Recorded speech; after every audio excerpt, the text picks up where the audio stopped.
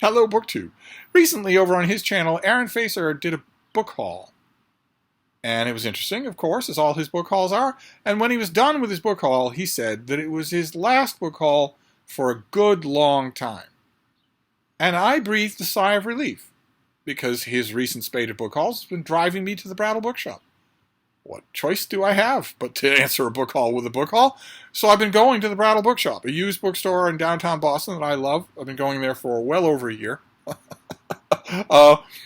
And when he said this is my last book haul for quite some time, I breathed a sigh of relief because I thought, okay, great. But then he made another book haul in flagrant violation of what he'd said only days before. So I laced up my big boy pants and I went to the Brattle bookshop. And I got a pile of books. It was an absolutely beautiful morning. I had a wonderful chat with Zach from the Brattle about an intensely collectible little book, a little marvel of a thing that he showed me. Trying to get him back for this channel for another chat. And I got a gigantic pile of books. Looking at the pile now, as I have for the last 5 or 6 Brattle mail hauls, I do not know how I got it back here.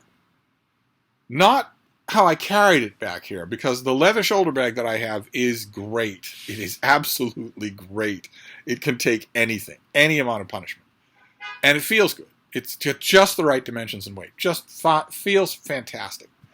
Not so much that as the sheer weight of the books.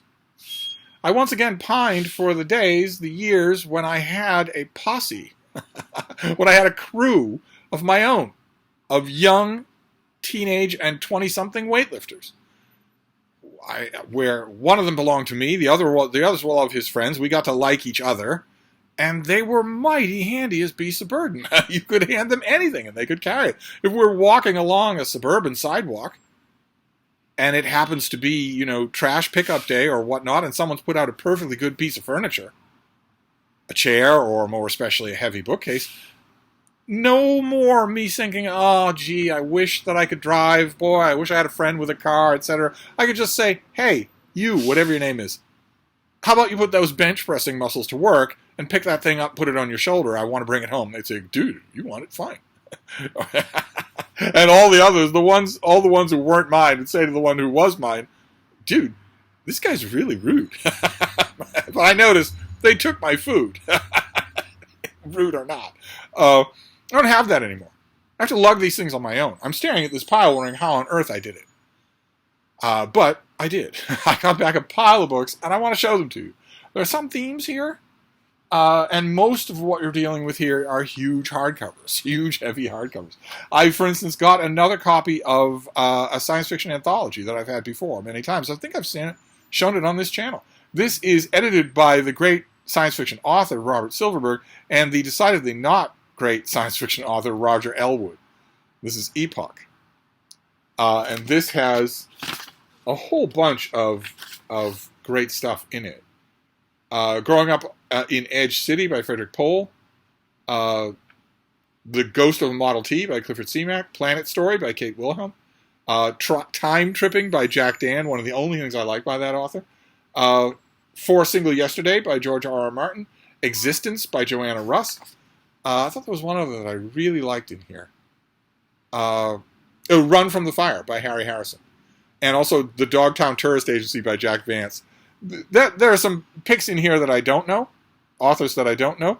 And if that were true about Robert Silverberg as an editor, the fact that there are authors on the table of contents that I don't know would fill me with happiness. I would think, oh, great.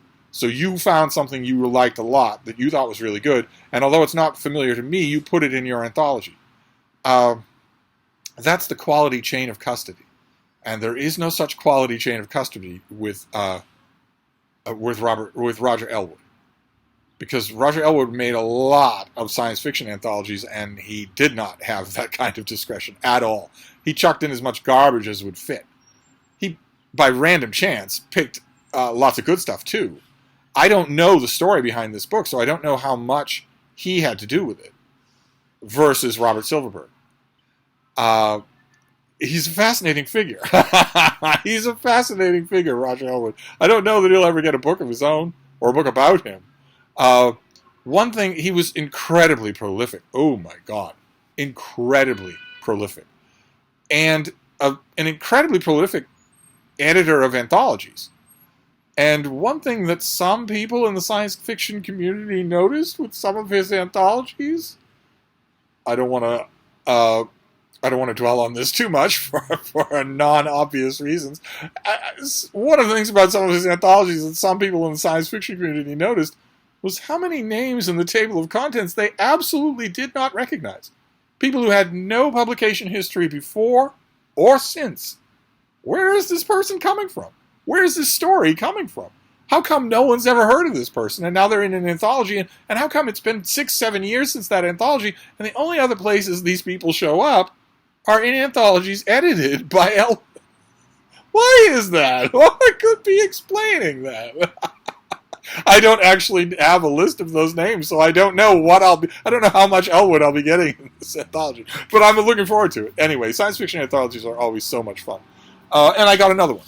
I got that one, and I got another one. I got Worlds Imagined, which is, again, Robert Silverberg is part of it, but also Martin Greenberg. And Marty Greenberg was not like Robert Silverberg. He did not always have 1,000 irons in the fire.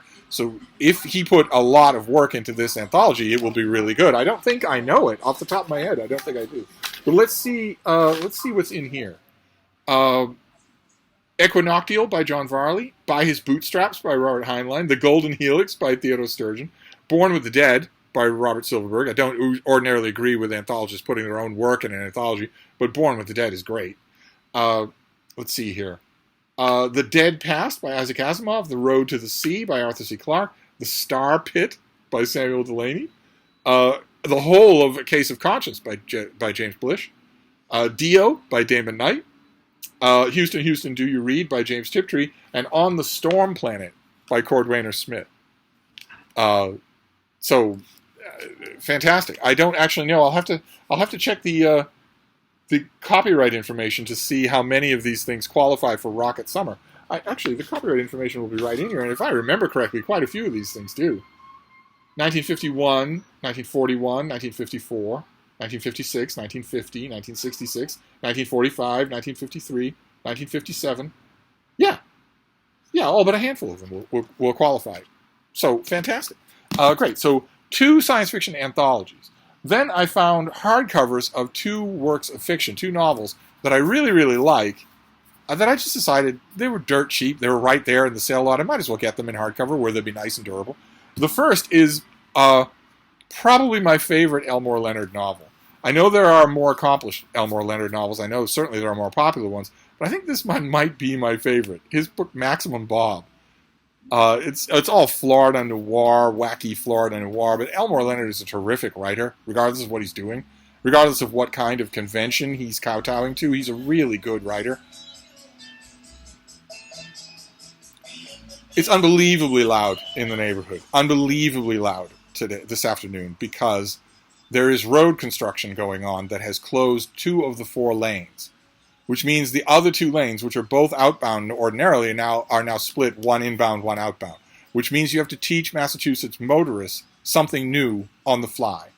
And that isn't working at all. There have been several homicides. There have been all sorts of fistfights, cruisers and tanks, heavy artillery, low-flying aircraft to make a war zone out of something, when the idea should have been, well, no. No matter what your reason, you cannot close off any lanes of this road, because people will start to shoot each other. Every American adult has a gun at his waist. Every American motorist has a gun at his waist and long guns in the trunk of his car. They're all ready for World War III, so you can't change their driving routine. So you may hear some background noise. But this is Elmore Leonard. When he's writing these Florida noir novels, he's very funny. He's very much on the funny side.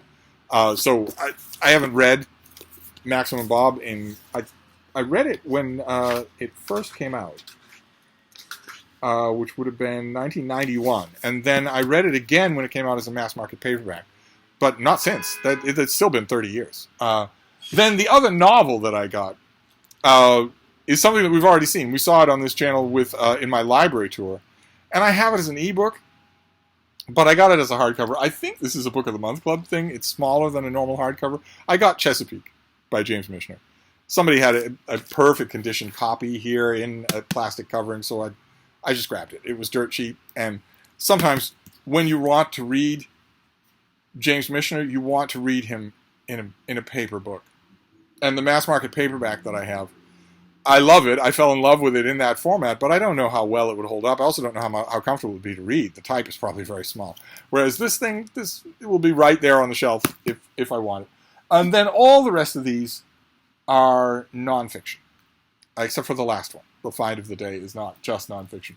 Like, for instance, there's this. I had a copy of this just months ago, and then one of you emailed me and asked for it, and I said, all right, fine, because I knew the Brattle would provide. I knew that the Brattle would show me a copy in good condition that I could just rebuy long before it showed you one. Most people, long before. So that tends to make me give away my stuff. I should restrain that a little bit more than I do, but it's all good in the end. And this is With Kennedy by Pierre Salinger. So we're not straying far from fiction. This is his memoir. He was JFK's press secretary, and this is his memoir of his time with Kennedy. Conversations that he recalls, conversations that he embroiders. It's really good reading. It's really, really good reading. I had a copy of it. I think the copy I had was white and blue. This is white and brown, but trust the Brattle to provide such things. Then we have a block of World War II history. A block. For instance, I found a trade paperback of All Hell Let Loose, Max Hastings' one-volume history of World War II, which I kind of sort of like. Max Hastings and Anthony Beaver and a couple of other people, they have a gimmick that they do where they establish a cast of characters. They find a whole treasure trove, a tranche of documents or journals or letters, and they use that to ground their narrative. There's going to be 6 or 7 people that we're going to check in on. One is fry cook in Berlin. One is working on a submarine. One is an infantryman in Africa or whatnot. And they'll check in on those people, that cast of characters, while they're also telling the broader story. They'll revert back and forth. And I don't know how to say this gently. I like all these authors, but that tactic relies completely on you being able to make ordinary people interesting. And if you could make ordinary people interesting, you would be a novelist. You would be a historian. You certainly wouldn't be most historians. The historians who try that routine are almost always overestimating their own narrative ability. And Hastings does. He drastically overestimates his own narrative ability when it comes to doing that.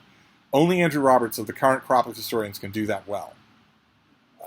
But if I remember, I read this and really liked it, but if I remember correctly, first of all, it wasn't. I don't think in the U.S. I don't think it was called All Hell Let Loose. I think in the U.S. it was just called the Second World War.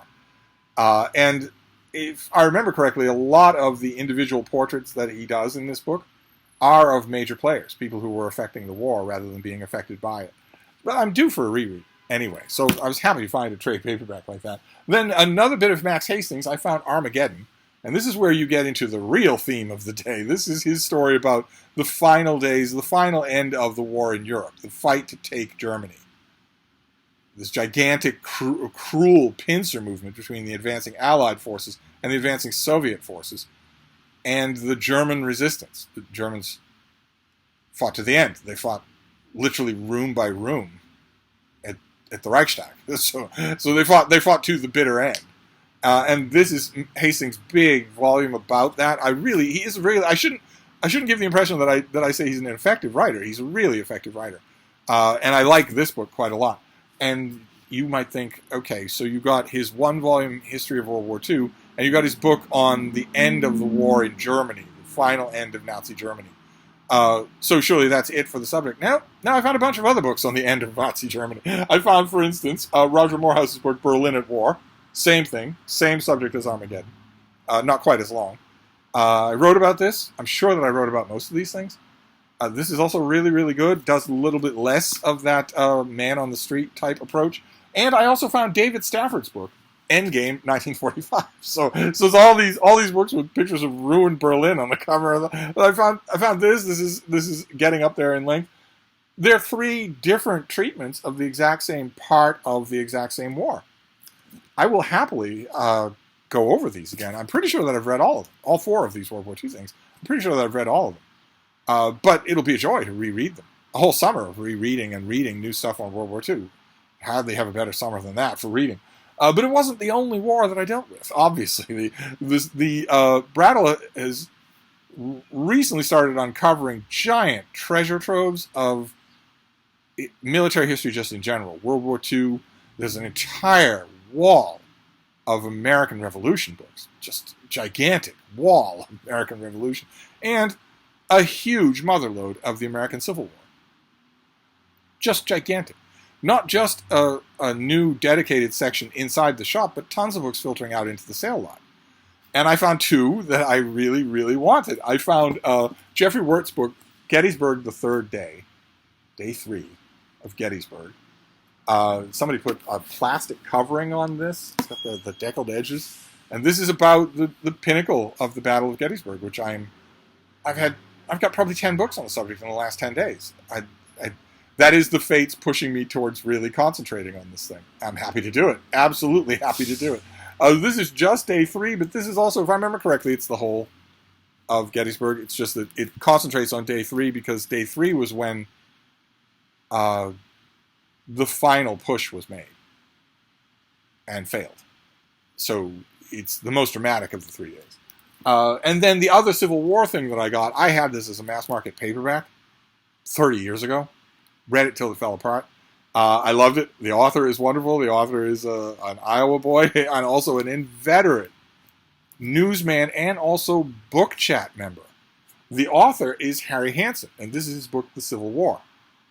A little bit rough shape, but somebody salvaged it as early as they could. That's fine by me. Don't need anything more than that.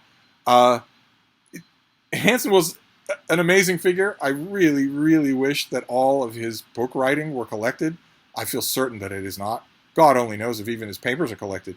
It could be that there are papers of his in Longbox archives somewhere that no one's bothering to look at. He wrote a lot of books. They're all really, really good. But I don't know. I don't think that his book reviews and book chat essays have ever been collected.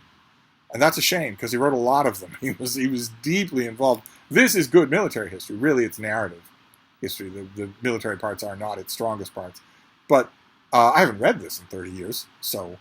And this might give you the impression, if you look at it, you might give you the impression, oh, okay, so a military historian. But no, he was really a man of letters. Now forgotten, of course, but still very happy to have this one-volume history of the war. And then we have The Find of the Day, an anthology volume that I've had before, but never in this kind of condition. This is an anthology collection of the Saturday Evening Post. In perfect condition. Just perfect condition. Somebody put a covering over it to protect it. And it's just in perfect condition. And this is text in double columns and also lots and lots of illustrations from the Saturday Evening Post, which once upon a time, you won't know it. I think the Saturday Evening Post is still in production. But now in the 21st century, you'd have no idea at all what a juggernaut this thing was for 70 years. It was just a massive presence in the American literary landscape. If you were a writer, you wanted to sell to the Saturday Evening Post because you were going to reach millions of readers. Millions of readers. If you were an editor, you wanted to keep an eye on the Saturday Evening Post so that you could snatch authors to maybe get a book out of them. And it was also a lingua franca. Almost every well-read person in Middle America read this for a long time, for the whole lifetime of some people. It's not around anymore in any way. It's a shame, but it doesn't have any cultural cachet. If it's around, as is evidenced by the fact that I don't even know whether or not it's currently being published. But once upon a time, it had all the cultural cachet in the world. And this is an anthology from those years. This goes... I wonder if this will tell me.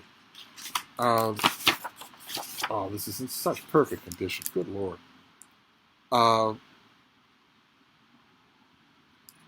Okay, well, all right. Well, the earliest Saturday Evening Post author in the table of contents is somebody named Benjamin Franklin. And then we move on to Edgar Allan Poe, Edith Wharton, Ring Lardner, Irvin Cobb several times, O. Henry, Jerome K. Jerome, Ogden Nash, Thomas Wolfe. But where does this end? Well, it ends with Paul Horgan. I don't know. I don't have a date on it, so I don't know exactly when when in time this ends. Let's see, what is the date on the final piece in here by Paul Horgan? 1950. So, 200 years. Great. A little less than 200 years. Fantastic. I love these big literary magazine anthologies. I have a whole bunch of them. I've been slowly working my way through one that I have for the old Collier's magazine, and it's been a joy to do. Just a joy. And this will be even more so because there's virtually nothing in here. The Saturday Evening Post entwines with the book chat world so thoroughly for so long. This is going to be a joy to go through. So there you go. That was yet another Aaron Facer-prompted Brattle book haul. I don't know, though. These things weigh 1 million pounds. We have a Saturday Evening Post Treasury. We have Endgame 1945, Berlin at War, and Armageddon, all about the end of the war in Berlin. We have With Kennedy by Pierre Salinger. We have Gettysburg Day 3 and also the Civil War in these nice durable hardcovers. We have Chesapeake by James Michener. Well, you can't even see it. We have Elmore Leonard, Maximum Bob. We have All Hell Let Loose by Max Hastings. Nice brick-sized paperback. We have Worlds Imagined and Epoch, science fiction anthologies that will be a joy to pick my way through, especially for Rocket Summer later in the summer. Summer's a good time for science fiction. So there you go. Yet another Brattle book haul. I think it's going to be pouring rain all day tomorrow. So I won't be going to the Brattle tomorrow. Those of you who are brand new, never heard of the Brattle, the sale lot that they have for cheap books, all these things for cheap, is outside. It's exposed to the elements. They open the carts and wheel them out during the day. So if it's pouring rain, they don't open the carts. They don't wheel them outside. And so I don't go to the shop. I don't go to the Brattle when the sale lot is not open. So, and also, there's construction on the MBTA. I need to look into that. I need to research what this construction is and how long it's going to go on. And whether or not it's going to get any worse. But at least I'm keeping up with the Facers for a bit. So I'm going to dive into all these things and inventory them and have a lot of fun looking at them. I don't really know. I always say at the Brattle that I always try to pick one book at least that's going to follow me into the little book room for that night's reading. A lot of you are always curious to know what that is. And I don't know which it will be here. My brain tells me, the front of my brain tells me that it will be the Saturday Evening Post book. That's the find of the day. It's going to have gems in it that I don't know, that I'm very much going to want to read. But my gut is leaning me towards With Kennedy, even though I've read it 1 million times. So I don't know, maybe both. But anyway, that's my Brattle trip for today. I will wrap this up for now. I will see you next time Aaron Facer makes me do it. Thank you, BookTube.